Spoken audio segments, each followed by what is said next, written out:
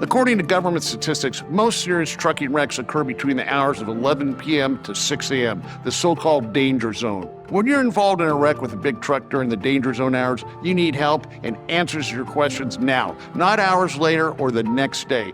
That's why we're open 24/7 to immediately help you get the answers to your questions and protect your case. If you've been hurt by a truck in the danger zone hours or at any other time and need help, call me now. I'm attorney Frank Azar with Strong Arm.